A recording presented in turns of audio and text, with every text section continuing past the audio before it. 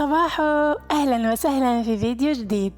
اليوم رايحة ندير معاكم وصفة سهلة وبسيطة جدا، وصفة سورية اللي هي مخلل اللفت. كيفاش نخلي المخلل اللفت ديالي بنفسجي؟ تابعوا معايا الفيديو للاخير ورايحين تعرفوا ان شاء الله. الوغ هنا لازم تجيبي لفت يكون مدور وفيه هذا اللون البنفسجي، واللي ما توفرش عندها اللفت المدور نورمال تستعمل هذاك الطويل، ولكن لازم يكون يابس كما نقولوا احنا بالجزائري، ما يكونش مكلخ، يعني طري من الداخل تحسيه كي البونج هكذا، باش يجي المخلل تاعك ناجح ومقرمش بيقرش قرش. انا نكمل نقي كمية اللفت اللي عندي ونعاود نرجع لكم نكملوا الوصفة ديالنا السهلة والبسيطة.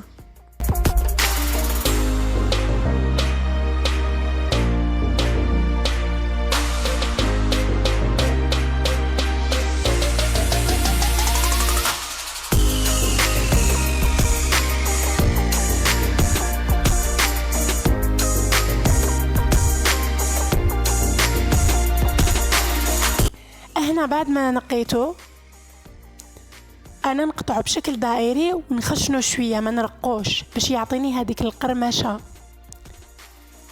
والتقطيع انتيا حره، ذوق شخصي، كيما تحبي قطعي، تحبي تقطعيه طويل وخشنيه شويه باش يجيكي مقرمش. وانا كنت نقيت قدامه حبه بطراف اللي هي شمندر، حبه كبيره وحبه صغيره. وبعد ما قطعت كامل اللفت ديالي نضيف له الملح، نضيفي له الملح وتخليه ساعة حتى يطلق كامل هذاك الماء ديالو. بعدين نقطع البطراف ديالي، البطراف هو اللي يعطيه هذاك اللون البنفسجي، لون رائع.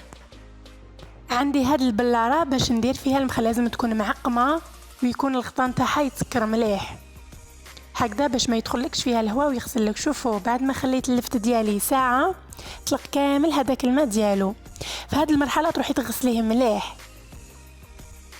انا هنا كنت غسلته مليح، نضيف له الشمندر اللي هو البطراف نخلطه مليح ونديره في البلاره المعقمه ديالي اللي هي الاطراميز، نديره كامل. انا نعبر الماء يعني محلول الماء والملح في البلاره. لماذا هكذا؟ باش كي ندير المحلول في غيسيبيون ما يقعدليش ونرميه، نشوف البلاره مع عفوا الاطراميز وشحال ياخذ لي ماء وهو فيه اللفت والبيتخاف، ونعاود نديرو في الغيسيبيون. في هذه المرحله انا نضيف الملح، كل كاس نتاع ماء درت له ملعقه ملح ونص ملعقه سكر، وتخلطيه مليح حتى يذوب لك الملح والسكر. بعدين تعاودي تضيفيه في الاطراميز.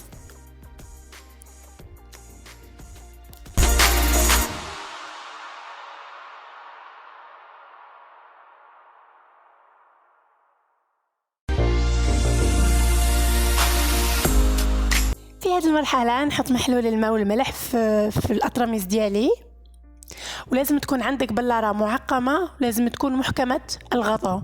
علاش هكذا؟ ما لازمش يدخل له الهواء، اذا دخل له الهواء يخسر معاك. وهنايا نخليه 15 يوم ونعاود نرجع لكم بعد 15. هنا رجعت لكم بعد 15 يوم، شوفوا اللون ديالو كيفاش تبدل، شوفوا الشمندر كيفاش عطاه هذاك اللون الرائع البنفسجي. نفتحوا معاكم والريحه نتاعو بزاف هايله. شوفوا لي اللون ديالو والقرمشه، واش نحكي لكم. نتمنى ان شاء الله تجربوه.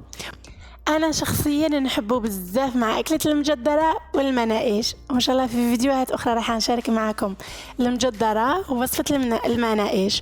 ودركا نخليكم تسمعوا صوت القرمشه الرائع. ان شاء الله يكون الفيديو تاع اليوم عجبكم، وان شاء الله اللي وصلت معنا هنايا ماشي مشتركه في القناه ما تنساش دير لايك واشتراك، وان شاء الله نتلاقاو في فيديوهات جديده مع وصفات جديده. باي باي.